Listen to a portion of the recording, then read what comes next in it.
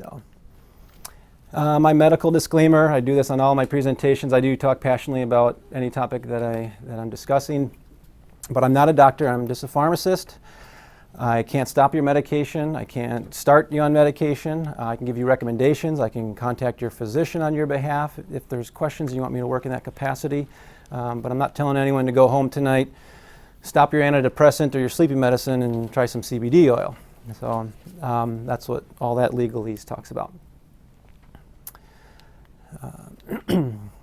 So, bottom line up front. So if you want to check out in 2 minutes, just pay attention to this slide right here. We have something in our bodies since day one called the endocannabinoid system. So this is a network of receptors in our body, the largest network of receptors that we have. We're big into bioidentical hormones here. We do a lot with receptors and receptors downregulating and upregulating. This system has kind of that same property too, but it's even a much vaster system. We'll get into that tonight. But the ECS system is fundamental to what we're going to be talking about tonight. That's where THC and CBD oil fit into. Plant-derived cannabinoid called CBD enhances our body's own receptor system. So what we're going to be spending 80% of tonight talking about is cannabidiol. It's going to be interfacing with the ECS system. And this is a we all know this already. It's a plant-based product. The other thing is, the one question I get on the phone every single day, I get customers calling, is this going to make me high? Am I going to fail my drug test? So on and so forth. So you can, not that I recommend this, drink the whole bottle of CBD oil. And the biggest complaint that besides throwing up is I didn't get high from it. So there you go. So for those of you that just wanted to get that, that's we're going to delve into this a lot more. So if you're still with me. All right. So the cannabinoid receptors, what are these things? So there's really two main classes of receptors that we're going to be talking about. The CB1 and then also the CB2. So the CB1 receptor is mainly in the central nervous system, and that's important. We'll circle back to that in a little bit. The CB2 receptor is mostly everywhere else. There is some CB2 receptors in the central nervous system, but mainly they're outside of the brain.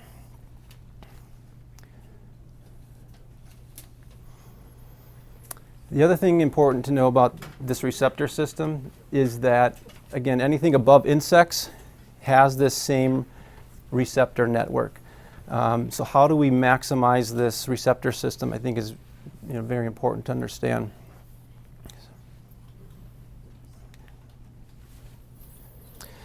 So the one important thing too before we start talking about CBD oil and its benefits is we actually make something called endogenous cannabinoids.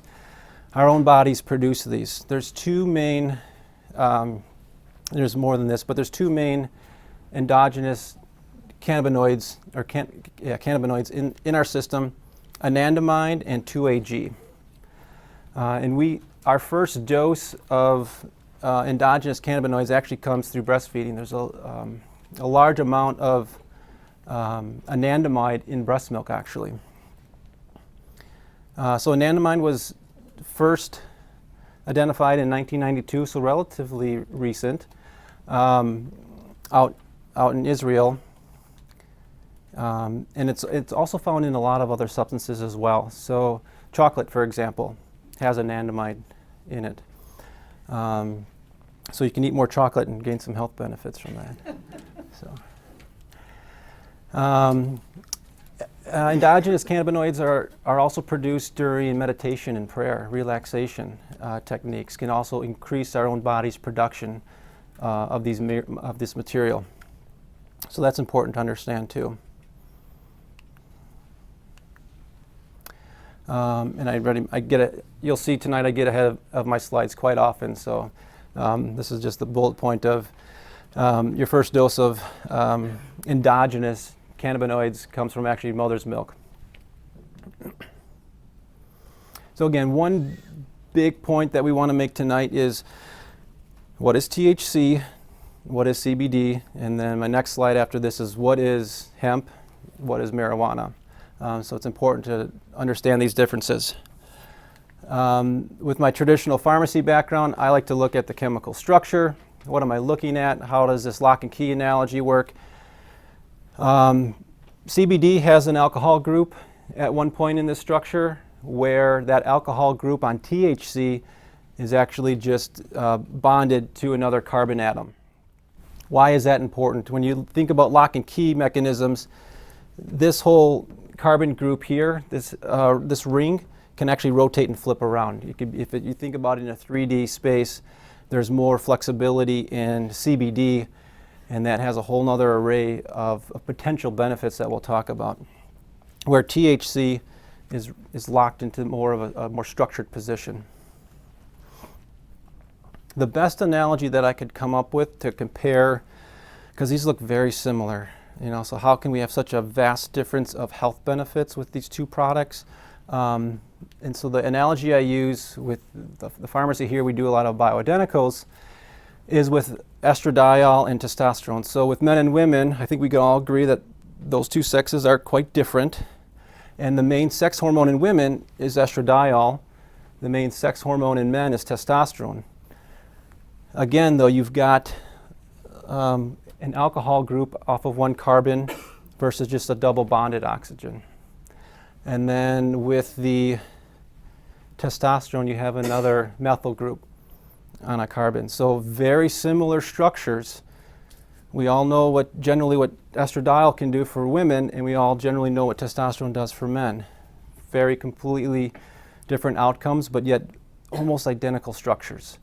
So that's how we can get such a vast difference of health benefits from THC versus CBD. So hopefully that kind of helps separate those two in our mind.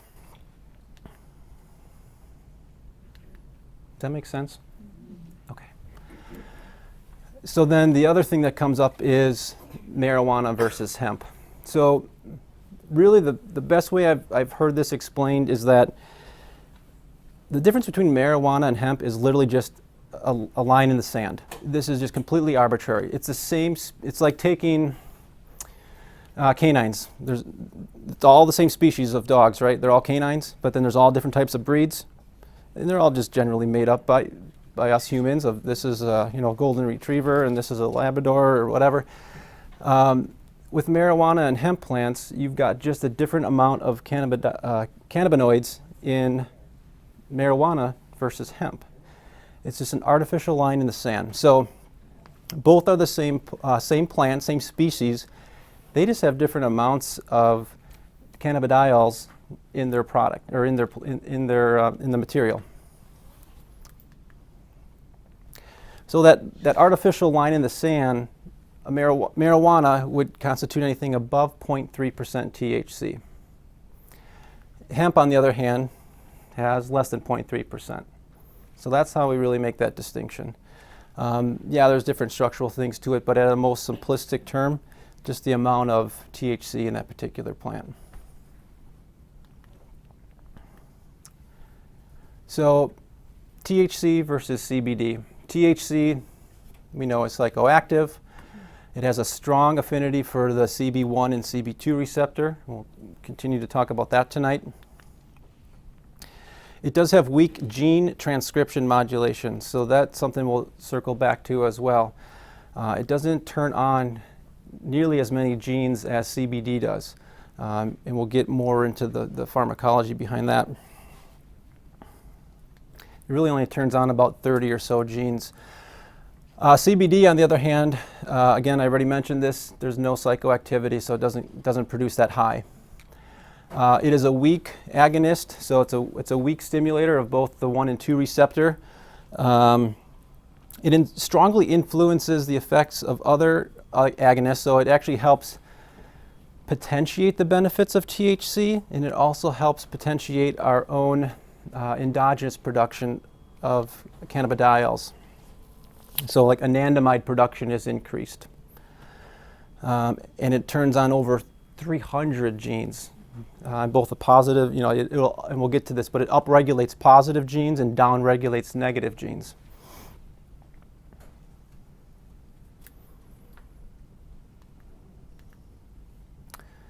I thought I took this slide out, but this talks about hemp extract oil versus hemp seed oil. So those are two different products. Hemp seed oil is not hemp extract oil.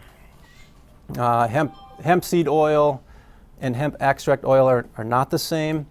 Hemp seed oil and hemp extract oil do not contain the similar phytocannabinoids. Each product is made different from different parts of the plant. So those two are separated as well. I've seen those mixed up before.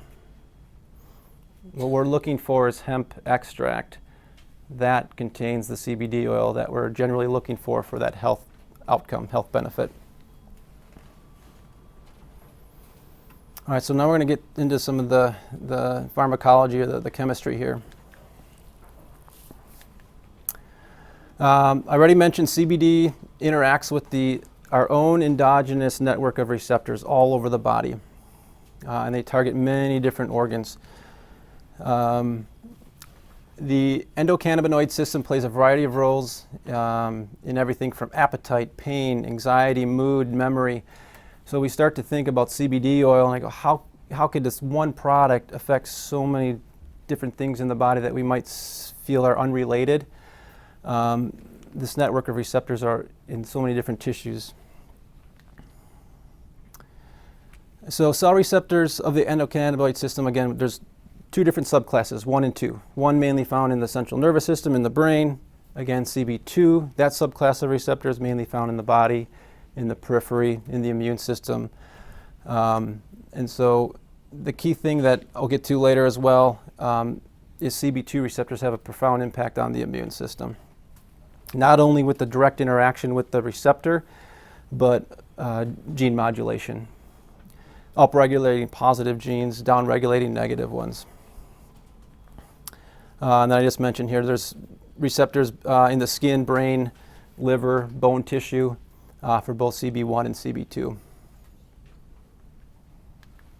there's a lot of places where this product interfaces into. CBD does not directly bind to the receptor itself, which seems a little bit, I always think of a lock and key analogy with my traditional pharmacist brain. But really what CBD oil is doing in the body is it's blocking the enzyme responsible for endogenous production of anandamide. So it's really just trying to think of a good analogy of that, but take antidepressants. So antidepressants typically work by, they call them SSRIs, selective serotonin reuptake inhibitors.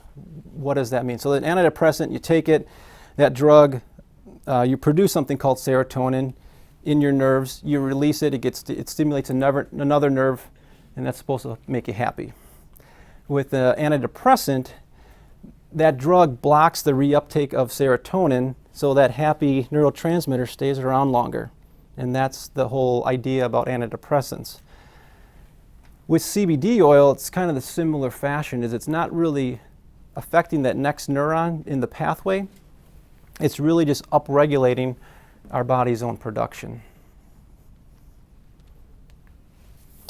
Here's a depiction of this. It's kind of hard to explain, but so there's two things here. So 2-AG is the other endogenous cannabinoid. That is giving a positive effect to the next neuron in line. And there is, let's see if I can find it on here. There is a hormone or an enzyme in here that it also blocks. So it upregulates anandamide production. It also blocks an enzyme that breaks down the degradation of 2-AG. So CBD oil is increasing one anandamide, and it's also keeping the other 2-AG around longer. So,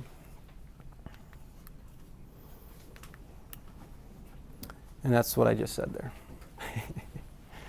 So again, not direct activation of the receptor, but helps with the sensitivity, stimulates 2-AG enzyme production, and then blocks the enzyme that breaks down anandamide. I think I flipped that when I said that.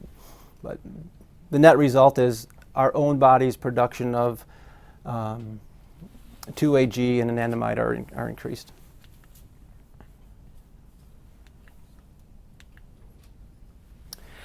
So that in a nutshell is the ECS system. It's a whole network of receptors throughout the whole entire body.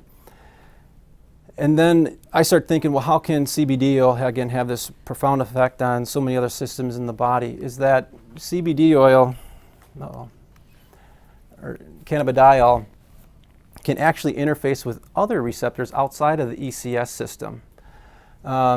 So we talked about serotonin and antidepressants before. So the 5-HTP receptor that's found in the brain, this affects mood, appetite, sleep patterns, pain perception.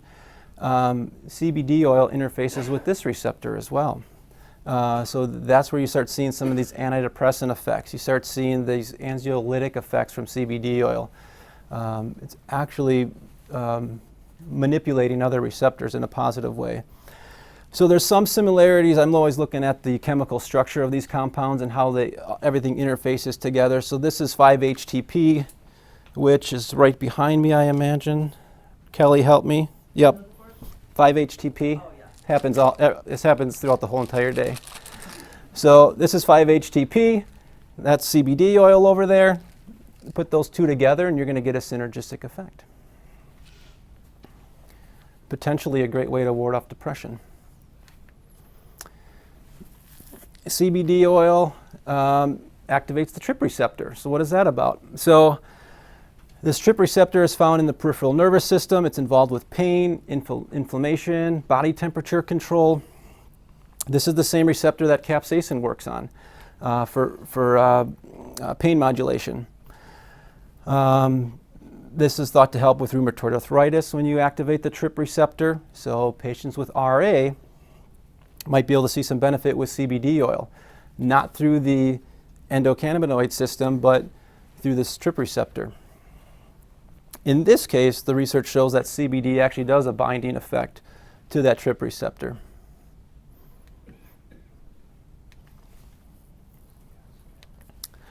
Another receptor out there, GPR55, don't ask me what that stands for, I forgot. But that is activating a receptor. It's helping with osteoporosis, obesity, cancer. This one antagonizes this receptor, so it down-regulates this receptor in that regard. And then we've got GABA receptors. So in our central nervous system, we've got kind of a teeter-totter, if you will. We've got GABA on one end. That's I always call it the brake system of the brain. It slows us down. And then on the other side of that teeter-totter, we have glutamate, the excitatory neurotransmitter. With CBD oil, that interfaces with GABA and helps to slow down the, or actually increases our brake system. So it can slow our anxiety down, help with depression, that type of thing. So it has a very calming effect if we can enhance GABA in our brain. In this regard, it says CBD increases the affinity of GABA to its target receptor. So again, it's not a direct effect, but more just helping modulate and improve GABA working in the system. And I think there's all kinds of different, it's hard to get GABA directly into the body, so there's all kinds of what they call liposomal formulations to help enhance absorption of GABA. So if somebody's thinking, oh, I've got a lot of anxiety, a lot of nervousness, take some GABA, probably would be a good idea to take some CBD oil with it too to enhance that effect.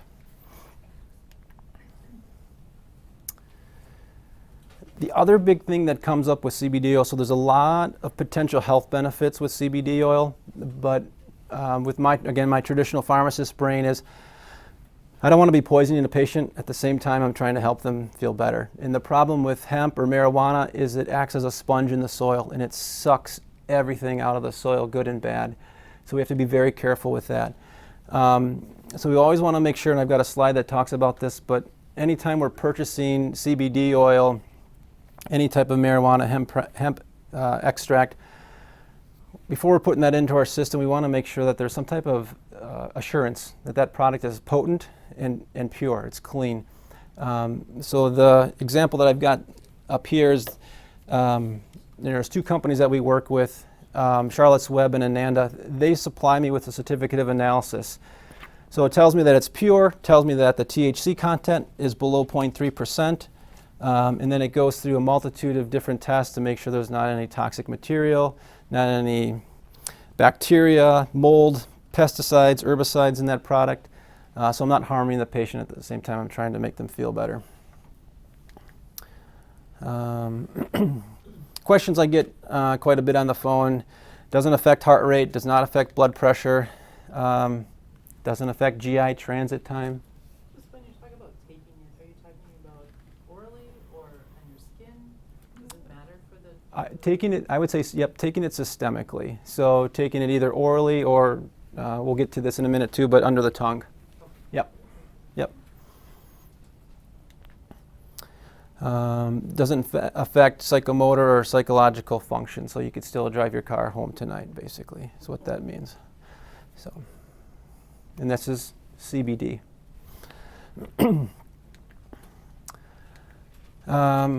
Just talked about this. Again, I'm getting ahead of my slides, aren't I, again? Being aware of contaminants, pesticides, heavy metals, molds, aflatoxins. Find those in bad peanut butter. Two side effects: dry mouth and drowsiness. So for the numbers that I've looked at out there, they're kind of vague, but I haven't had, since September of last year, I couldn't tell you of anyone that's reported dry mouth issue to me. The drowsiness happens in about, which is, it's a calming effect in about 80% of the patients, 70 to 80%. So the other 20 to 30% of those patients is actually going to cause you to be more awake. And so if you're one of those 2-3 out of 10 patients, you're going to want to take CBD oil in the morning or in the afternoon so it doesn't keep you up at night. There's a patient where you're taking CBD oil for, let's say, anxiety or depression, some type of mood issue, and you get rid of that issue, and now that patient all of a sudden, they're not depressed or anxious anymore. They're going to want to go out and do something. That's kind of that's where that energy's coming from. And so it's not necessarily a bad thing, but we just have to figure out how to manage it. Again, putting on my traditional pharmacist hat, there are a lot of drug interactions with CBD, so we have to be very careful of who takes this. So there's a whole net. We could spend all day talking about what we call CYP450 enzymes, liver enzymes. There's dozens of different subclasses of these enzymes in the liver, and so we have to be careful. If we're on medication, is it going to increase or decrease the metabolism of that drug? I could certainly look that up for you, but we have to be aware of that. The two main drug classes, though, that this affects is seizure medication and blood thinning medication. So if you're on either of those two medications, I certainly don't want you, taking CBD oil unless your doctor is going to approve that. So we have to be very careful with that. I do have one story where a patient was very adamant about 2-3 months ago of starting CBD oil for pain, for arthritis, but she was also on warfarin. And so her doctor, to my surprise, actually agreed to start her on the CBD oil. And it actually did not change her INR. It didn't change her coagulation effect, which was nice. That's only one study of one patient, but it does interact with those enzymes. We still have to be careful with it. Excuse me. Did you take her off the warfarin? Nope, warfarin stayed the same. Yeah, she had to stay on it for AFib. So. So you're saying it can elevate your INR or decrease? It can, it can elevate the INR. If you're getting it checked once a month, it doesn't. And in this patient's case, she was getting her INR checked every week. Yep. Yeah. Is it only warfarin or is it all the other Well, it's all like your Plavix and anything that changes the blood viscosity. Put it that way. Yep. The drug interaction, so a pharmaceutical and CBD oil is going to, that interaction is going to depend on Also the dosage form, so if you're using topical CBD oil, that's not so much of an issue as you're taking 50 milligrams orally. And the dose itself. One of the trickiest parts with CBD oil that I've seen is there's such a wide range, there's a large net that covers patients with taking CBD oil. So I could have one patient that responds to 10 milligrams, and the next patient with the same subjective severity of, let's just say, a migraine might need 50 milligrams.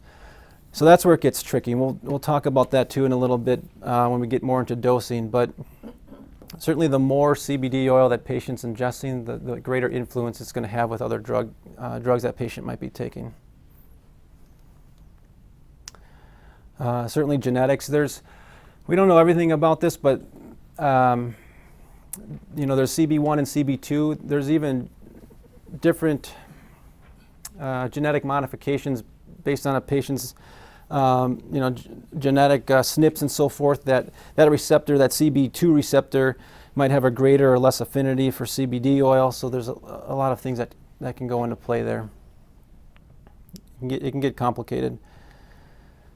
And then timing, of course. So sometimes we can avoid these drug interactions just by separating the dose of the two products. Doesn't always work that way, but sometimes we can get around that. And of course, I mean, again, I'm not your doctor. Don't come up and ask me, when should you take your blood pressure medicine and your CBD oil. Your physician's going to have to, you have to get their approval and blessing on that.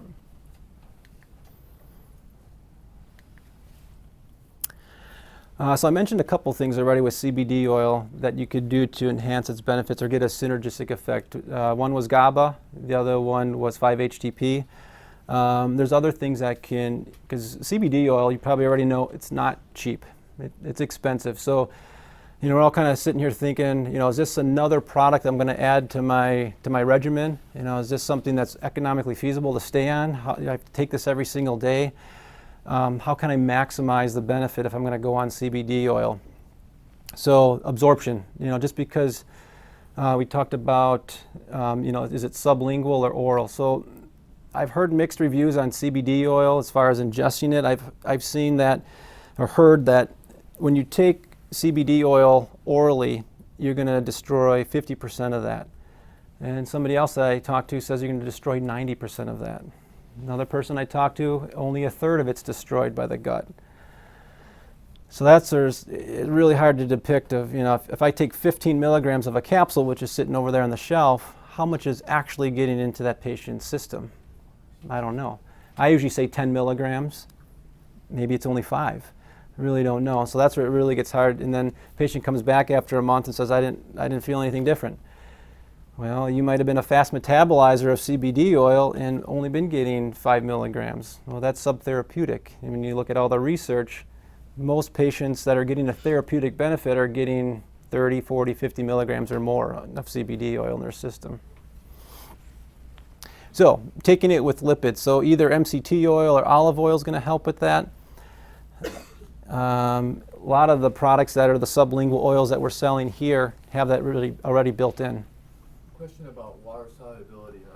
There's different, some have water solubility and some don't, and so like the prices of the ones that are water soluble are almost twice as much. So is there any type of research on how much you're getting in your system with the water soluble versus the non-water soluble? I don't know to that point exactly. And that's what it comes down to is, and just because we're ingesting or putting something even sublingually in our system, are we getting double, if it's water soluble, are we are we getting double that absorption rate? Yeah. Without doing a blood test, we're not going to really know. So I'm just trying to say, if we're going to start taking this, let's just stack the cards in our favor and take it with these oils, take it with omega-3 fatty acids. There's a company out there in Colorado that has something called nanoparticles or nanoemulsion, which tries to form a lipid layer around the cannabidiol to enhance that absorption of that product. And he has some really good science and studies behind his product. How long would one take the result or change? And that way, that's hard to depict. I have patients that respond within 1 or 2 days, and then you have patients that takes 2 months. I see. Yeah, so and it depends what we're treating too, of course, yeah. I say in general, when we're going after CBD oil to help with some health issue, it's going to be a marathon for that patient. It's not a sprint. I always tell patients give it at least 1 month. I mean, even then you might want to even use it even longer. Again, I know there's a cost-benefit ratio here, but for the first even 2 weeks, you're still trying to figure out your dose. So it's a process. I think in the big scheme of things, like if I relate this back to hormone therapy, we do a lot of that here. A lot of the women that get hormones here know this, and hopefully you've already heard this from me already, but it takes 2 to 3 months for hormone therapy to work because you're changing receptors and everything else downstream. I think of CBD oil the same way. There's this receptor modulation. You're enhancing your own body's endogenous production of cannabidiols. And so there's a lot there that's got to change and move around. Yeah.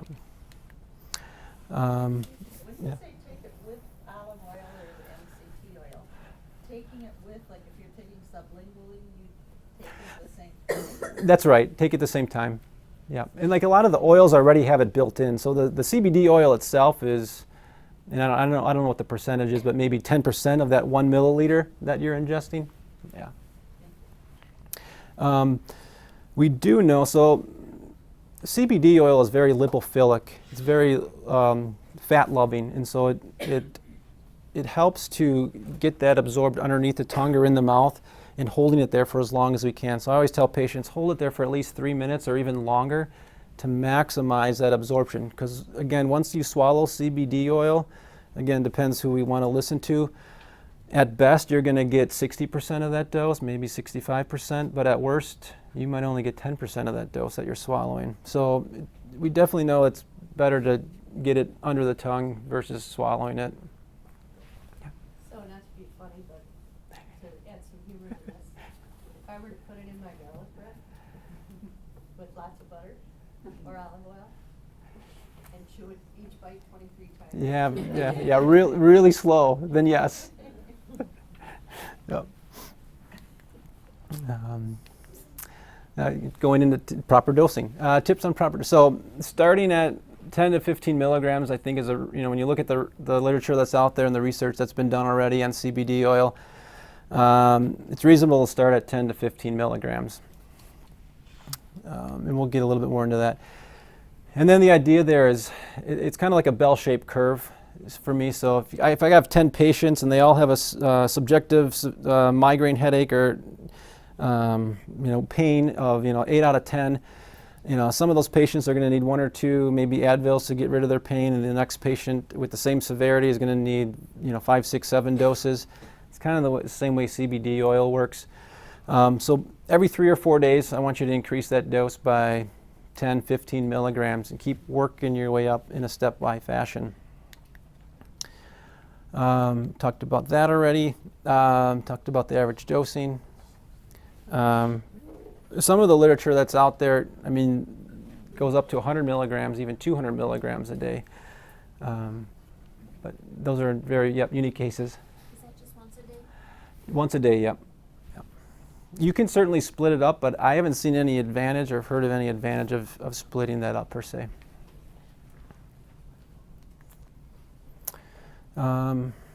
Here's an important note. The same thing happens with hormones, sex hormones. Flooding the receptor will create tolerance. So you can't, it's expensive, so you're not going to take a ton of this anyways over a long period of time. But let's say we're treating that patient with a headache and they're at 30 milligrams, but they're still getting headaches occasionally. You keep increasing their dose and their headaches get worse. That patient has reached their max limit on CBD oil, so you want to scale that back. So you don't want to just keep pushing that patient over the edge and thinking more is better. You can actually get that receptor and that positive benefit. You're going to see a law of diminishing returns, essentially, is what's going to happen.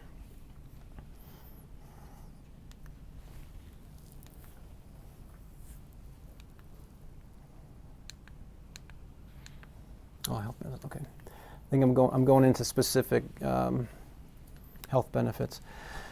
Chronic pain, we talked a little bit about this already. So with CBD, I shouldn't probably use that word stimulate, but let's say use the word modulate there. The CB2 receptor, it does a great job of blocking the release of inflammatory signaling. If you're looking at large areas of pain, so somebody with fibromyalgia, I had a patient just today with this issue. I'm not going to tell them to, rub the CBD oil cream all over their body. I mean, it's not going to work. That person is going to do a sublingual dose, and that's going to help downregulate neuroinflammation. And then for smaller areas, though, that patient, chronic pain, I had a patient with rotator cuff surgery using the CBD oil, the topical, and worked very well for her.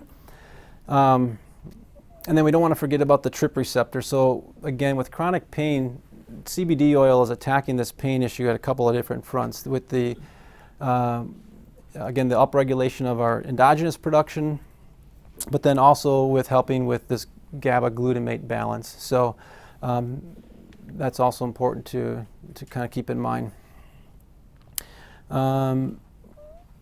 We could probably spend a whole hour just talking about the benefits of CBD oil and opioid reduction. There's a lot of information out there with the benefits of using CBD oil in somebody that's on narcotic pain medication.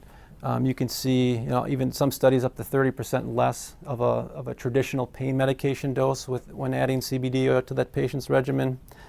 So that's, for me, that's huge. There's so many side effects with opioids. We all typically know of that already by now. And so to get somebody's opioid dose down even by 30%, that's a big win in my book. Yep. Is there any interaction between the opioids and CBD? Not in a negative way, no. Yeah, they don't block each receptor or anything like that. Yeah.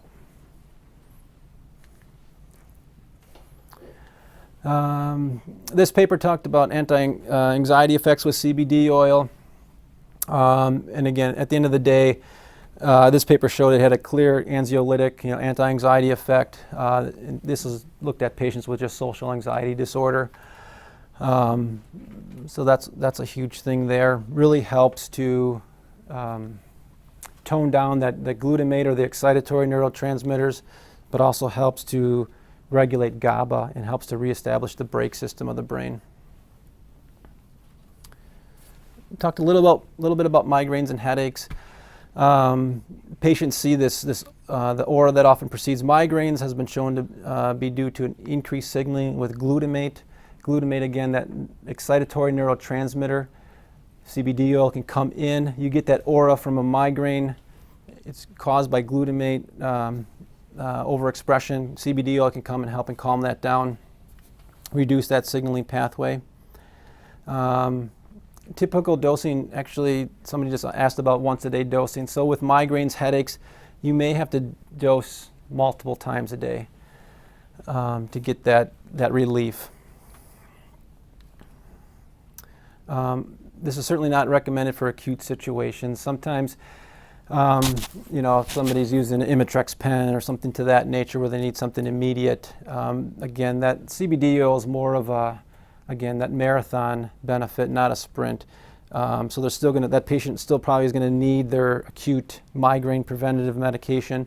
But big picture for me, this would be a patient that's going to use CBD oil, small doses every single day to help just improve their whole inflammatory issue in their body. CBD does interact indirectly activates CB1 in the brain, in the central nervous system. This down-regulates the nausea vomiting symptoms. So there is some benefit here. The caution, though, obviously, is somebody's having uncontrollable, vomiting, nausea, that type of thing, you're going to want to seek medical help. I mean, just to rule out anything else that might be going on beneath the scenes. Dosing, again, you can see there's a wide range. We've seen benefits in the literature, as small as 3 milligrams a day to help with this issue. Some patients needing 10 times that dose, so there's quite a range there. For insomnia, there's mixed reviews. there's some papers that look at using CBD oil for insomnia and difficulty sleeping. One study shows it's a great benefit, the other one not so much. So it's hard to, I think with sleep in general, there's so many factors, so many pieces to that puzzle. Is it worth a try to use CBD oil? Sure, but at the same time, I wouldn't be, I guess it wouldn't really be my first go-to for somebody that's having difficulty with sleep. If they've tried a lot of other things and have failed, certainly it wouldn't hurt to give CBD oil a try. Again, it's helping with that GABA response and the GABA tone and helping put in the brake system on the brain. So if it's for a patient that can't sleep because their mind's racing all night, okay, that might be a patient that might benefit more from CBD oil. I've seen heads nodding. Yep. Magic. Yep. Anxiety, PTSD, and stress. This is probably one of the top 3-4 reasons I would recommend CBD oil. Again, it's just interacting with, it says CB1 a bit, and then also CB2 receptors is where this is fitting in.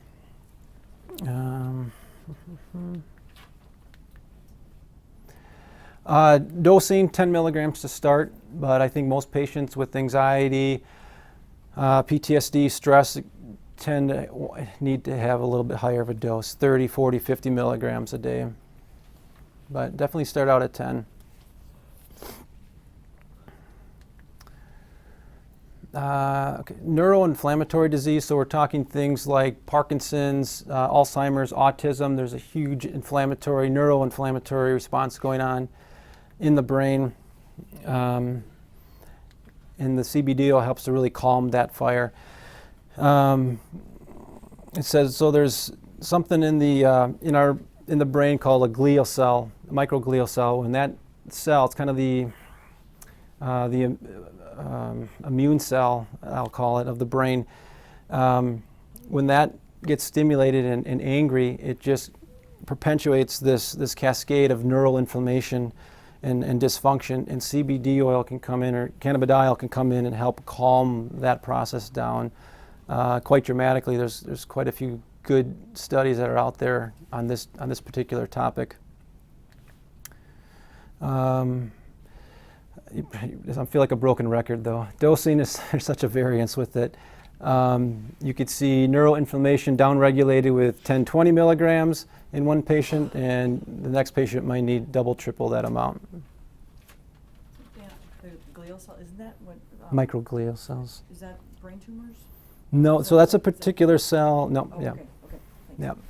Just it's like the trying to think of a good description of that, but immune cell in the brain. Yeah. So it's stabilizing these cells in the brain that are responsible for inflammation. So downregulates pro-inflammatory genes. So that's where CBD oil compared to THC has a much better response, as it's downregulating gene expression. Like I mentioned before, CBD oil has over 300 genes that it's either up or down regulating depending on the response, where THC isn't having that profound effect. It's up regulating NERV2. So NERV2 is basically, in a nutshell, I would say increases chemical detoxification. It gets rid of all the crap in our brain, essentially. All the inflammatory mess that is going on. It upregulates that gene, that expression of NERV2, which helps clean out neuroinflammation. And I'm always thinking of, again, with the cost basis here, of synergistic add-ons. So we're dealing with autism or dementia, memory loss, Alzheimer's. If we're going to try CBD oil, I'm going to recommend B-complex, probably a methylated B-complex. Glutathione. If we can't do glutathione, then we're going to do something called N-acetylcysteine. SBI, serum-derived immune globulin G, repairs leaky gut, stops lipopolysaccharides from infiltrating. LPS basically is an irritant to the glial cells, which then cascades this neuroinflammation. So taking something like SBI, which is an immune globulin, to help kind of put out that fire in the gut, will then help put out the fire in the brain.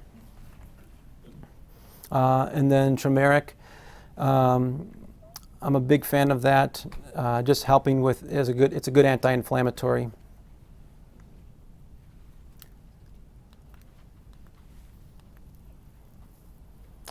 I think I hit on all this already. I mean, with neuroinflammation, with brain dysfunction, we'll call it in general, CBD oil really works as an adaptogen. So I always, for those of you that know about stress and the HPA axis, I use a lot of ashwagandha. And if somebody's stressed and their cortisol is very low, we'll give them ashwagandha to bring it up, and vice versa. If they're stressed out to the max, I'm going to give them ashwagandha as well, and it's going to help bring their cortisol levels down. So same thing with CBD oil. You can see where CBD oil fits in, and it helps to, again, down-regulate that neuroinflammation. But sometimes inflammation, you don't want to suppress it completely either. There's a reason for that too. But it can help cool down the inflammation and then get rid of all the garbage at the same time, which is nice. Yeah. Yep, turmeric. Yeah, turmeric is just a hard product to absorb through the gut. So there's a lot of companies that are trying to figure out different ways to increase the bioavailability, the absorption of turmeric. The best company I've seen is that helps to water solubilize it. They came up with a way to do that. It's standard process. They have a product called Turmeric Forte that enhances the absorption of the turmeric and helps reduce inflammation. So what about that as a spice in your food? Is that better absorption? Right, so that's going to help, but I don't know if we're going to get enough in our food to have a high enough systemic effect. Yeah. Have that here? Turmeric, yep. Yeah. It's standard process makes it. Yeah. Is it in the sublingual form?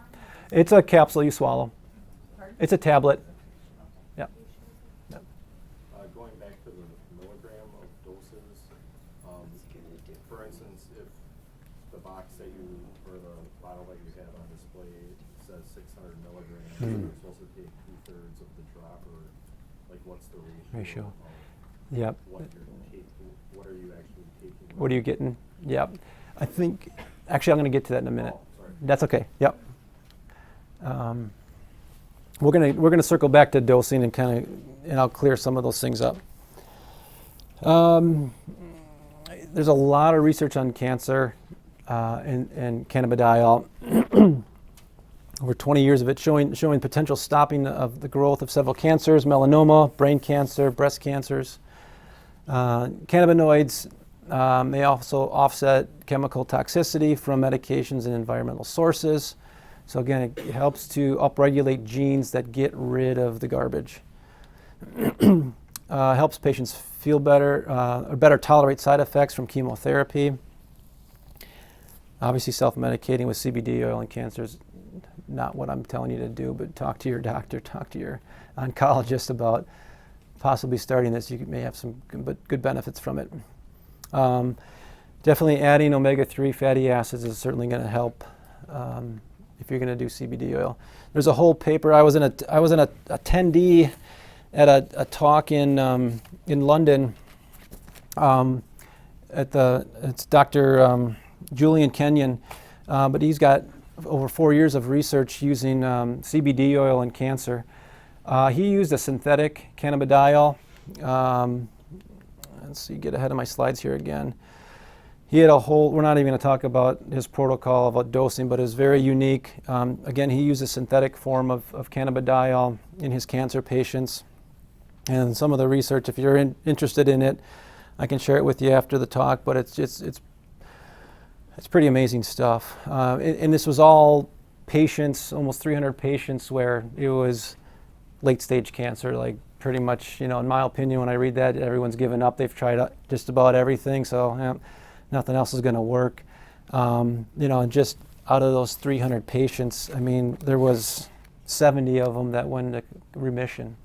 And we're talking just patients that really didn't have much hope left. So how's that possible? CBD oil, again, 300 genes that we don't even know what, probably even a 10% of them, what's going on, but upregulating, I don't even know what P21 is, to be honest with you, but it's a tumor suppressor gene, we know that. So it's upregulating a gene that helps suppress tumor growth. So, there's things that we do know about this. And then CBD, cannabidiol, helping with normalizing cell growth pathways. So we know, in the simplest sense, cancer is just, nothing more than a cell that just, it's like the copy machine, broke and it's making bad copies, So we know that CBD can go in and help fix that bad copy of that cell.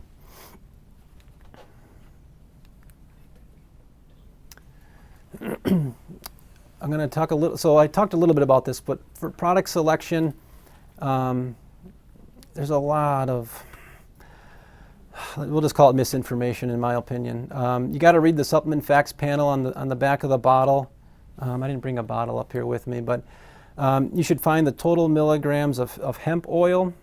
But then right below that, you want to see the total milligrams of cannabidiol, CBD, in a milligram strength per serving. So going back to the 600 milligrams, there's a 600 milligram bottle and a 300. The 600 milligram bottle has 20 milligrams of CBD per 1 ml. So on a cost basis, most patients are going to start with that 600 and they're going to do 1 ml. Now, if somebody is a little bit more sensitive, they know they respond maybe quicker on certain things, whatever, they're maybe only going to do a half a ml. Or you could get the 300 milligram bottle and start out with 1 ml. So the 300 versus the 600 is just a strictly concentration. One is 10 milligrams per mil, the other one is 20. Now that's the Ananda line that we carry. The Charlotte's Web is a little bit trickier. Charlotte's Web expresses their milligrams of just cannabinoids, not cannabidiol. So cannabinoids are not only CBD, but there's a whole list of other similar agents compared to, with like THC is another cannabinoid. Cannabidiol is one. There's 80 different one of these, 80 different subcategories, and so Charlotte's Web just gives you one big number of cannabinoids. When I asked the sales rep about that, I can't remember exactly the answer, but in my mind, you got to take that number that's on Charlotte's Web and subtract about 30% or so. So like at some of their products, they have 40, 60 milligrams of cannabinoids. So you got to take away about 30% off that number for Charlotte's Web. So that's where it gets a little tricky. And then you got different dropper sizes and so forth. I wish they would standardize that. It'd make my job a lot easier. One other condition that I wondered if it affects is ADD, like adult ADD, because I think adult ADD tends to go and try other things for their brain. So With they're ADD. more susceptible to drug use or. I didn't talk about it tonight, but yeah, there's definitely research out there showing benefit with ADD and ADHD for sure, and especially when you get into that modulation of GABA and glutamate, your excitatory and your downregulation. We know CBD affects that system, and that system is typically, let's just call it, not perfect in ADD and ADHD. So there's definite value of using CBD, or at least trying it. Yeah, Mm-hmm. instead of. Instead of amphetamines. Yeah. Oh, I have a question. Yep. What about people that are vaping it with like the oil? Vaping. So I have not read any study that says vaping is better, and then you're creating all of this moisture in your lungs and going to predispose yourself to higher risk of just lung inflammation, pneumonia, bacteria. I'm not going to put a bunch of water in my lungs. I don't see the advantage of it, not at this point anyways. What was the question? Of vaping, Oh, yeah. I don't see the advantage of it. If I can get it underneath my tongue and get it that way, why am I going to have the risk of getting all that moisture in my lungs? I'm just not a fan. Yeah.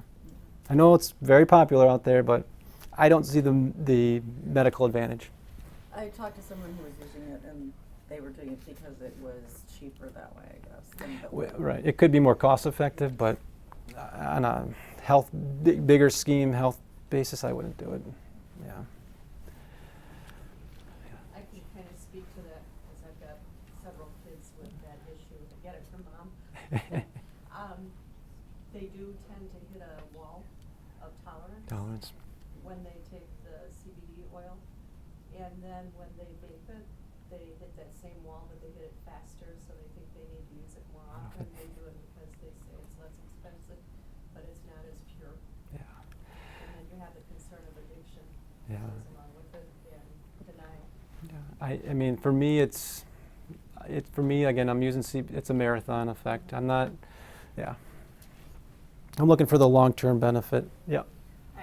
About the first person who asked about ADHD and ADD, my son and husband were both able to switch from a lot of prescription medication to CBD with similar benefits, less side effects. My 8-year-old son now gets CBD chocolate at school at lunch. Don't tell. But it's amazing, and it doesn't have any of the side effects that they suffered with very expensive. Yeah. So it's Pharmaceuticals. really cheap if you compare it to non-insurance covered Vyvanse. Yeah. Yep. Yeah. There's a lot of similar stories I've heard along those lines with, especially Vyvanse too for some reason. So you're looking for non-GMO hemp. Again, we're looking for product selection here. Produced package in an FDA registered facility, so you want to be aware of that. I've had companies come in here and trying to sell me CBD oil. Again, for me, it's not a race to the bottom to find the cheapest CBD oil out there. When I ask those companies where you're getting your CBD oil from, and we'll get to some of the legal things. I'm jumping ahead here, but for me to sell it, it's got to be in an FDA approved facility, and it's got to be grown in the U.S. The company that was trying to sell me their CBD oil that was cheaper, more cost effective, was coming from Poland. I can't legally sell that here. So there's a lot of players out there that aren't following the rules, unfortunately. And then following third-party testing under GMP. So going back to, again, the Ananda brand that we sell, third-party testing, you can actually go online and find this right under their website with every lot number that is produced. They're going to give you a 5-page report of, I haven't even counted these, probably 50 different toxins here that they're measuring for, heavy metals, so on and so forth. It's all right here, black and white information. So this to me is a big assurance that, again, I'm not causing harm at the same time that I'm trying to help a patient. I just got ahead of myself again there, CVAs. Here's what that certificate of analysis looks like. So when I'm running my pharmacy lab, just as an example, every product that comes into this pharmacy and into the lab to be compounded with has a blueprint, chemical blueprint, and prove to me that white powder, or basically 90% of what's sitting on my shelf in the lab is a white powder. Tell me what exactly that is. That's what I want from a product that I'm going to be taking. We touched on a lot of this already, but so sublingual is the preferred route because when you take it through the gut, it's poorly absorbed, plain and simple. There's significant first pass effect. Again, I can't get an easy answer on, am I going to lose out of that 15 milligram capsule that's sitting over there, am I going to lose 30% or 90%? Hopefully it's only 30, right?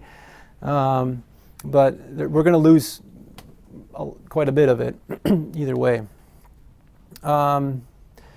Creams and balms work great for the topical stuff, psoriasis, the pain, the aches. I've used the creams and the salves, everything that's up there for all kinds of aches and pains. I had that one patient that was sitting there rubbing it right on her rotator cuff surgery, and in about 30 seconds that was gone. But it doesn't affect the other parts of the receptors in that? No, It's just a local effect. Yeah, that's a good question. You're not getting a systemic effect from that topical, just local. We don't have I haven't found a company that makes these yet, but in the literature I was reading about suppositories. So for inflammatory issues, Crohn's disease, I guess you could make your own rectal suppositories or vaginal suppositories for cramping. The highest concentration outside of the brain of CB2 receptors is actually in the uterus. Fun fact of the day, right? Who would have thought that? That factoid just popped into my brain. Think about that.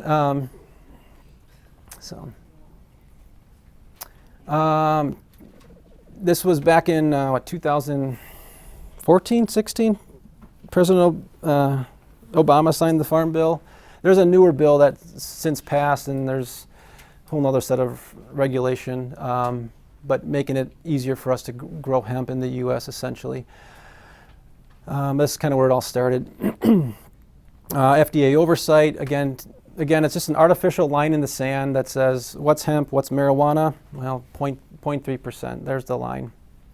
So that's that. Same species of plant, cannabis,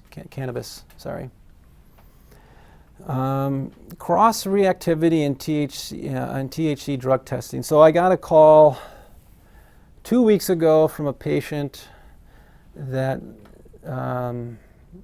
said she failed her drug test because she was taking CBD oil. So I can't tell you that if you're going to take CBD oil that you are going to always pass your drug test. Again, when I go back to the analogy of the hormones, we have hormone testing here that measures a patient's estradiol level and their testosterone level, because I showed you before how they're very similar, but chemical structure is different. So I think it depends on the lab that is testing you for THC. We do drug testing here as well. How specific the test is for the compound. That's really what it's going to boil down to. So that's what I would think. Yeah. I don't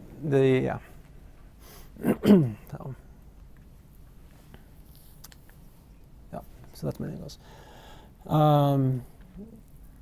Echinacea is interfaces with the endocannabinoid system.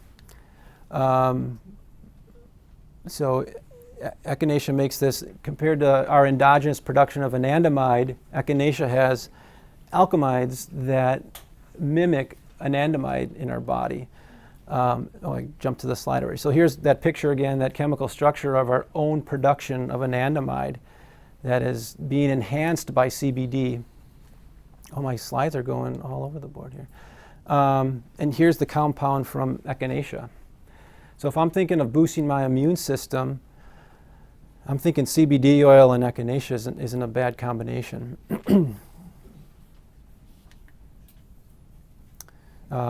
And side note, echinacea is good for if anyone's under stress. Another good thing is taking echinacea, helping with the HPA axis. And my slides are doing their own thing right now. So, in summary, if you're still with me, CBD is not THC. CBD gets you high. I'm going to have to edit that out. THC gets you high, CBD does not. CBD, again, it's not a binding effect. So my traditional pharmacy brain has a hard time wrapping around this, but it's not a lock and key necessarily, but more of that enhancement, that modulation of both the CB1 and CB2 receptor. It's really working with our body's own natural built-in system. Proper patient dosing is critical for success, and it can be very challenging at times. I had a patient that went through the whole 600 milligram bottle. She was just doing one dose. She actually worked up to 2 doses a day, so she was taking 40 milligrams. Some of her pain was going away. She went from 6 to Advil a day to 2 Advil a day. So I consider that a partial win. But since then, we're bumping her up to 60 milligrams. Again, taking fish oil, I don't think there's a talk I give that I don't recommend fish oil in. So, but taking omega-3 fatty acids will certainly help stack the cards in your favor if you're taking CBD oil. And then, as I mentioned, you want to make sure you're not adding more toxins into your system as you're trying to pull them out.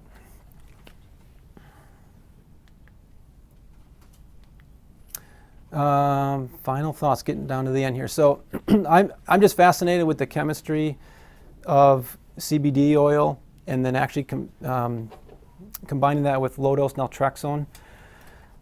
For those of you that don't know about this product, so naltrexone is used for autoimmune disease. It's actually similar to naloxone.